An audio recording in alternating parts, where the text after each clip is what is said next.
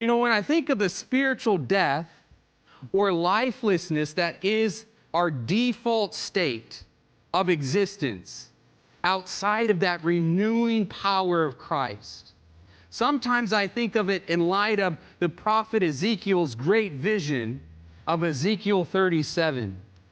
In that chapter, we're told how the Spirit of the Lord, He brought Ezekiel to this great big valley, and that it was full of bones. Not just bones, but Ezekiel says they were dry bones. They were fully lifeless bones. There was no flesh upon these bones.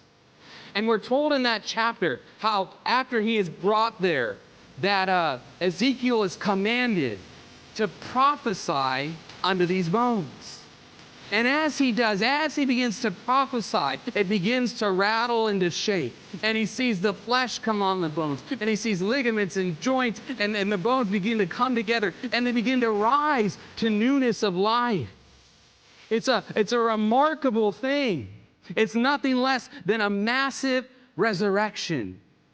Well, that vision was a picture of the nation of Israel being spiritually resurrected out of Babylonian exile and returning to the land nearly 500 years before the ministry of Christ. In a sense, it was a spiritual rebirth that was happening as Ezekiel spoke the prophetic word to the people of God.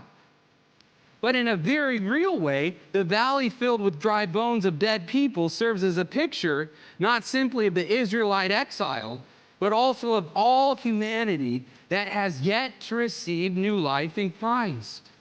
It is a picture of humanity that is in need of a new birth.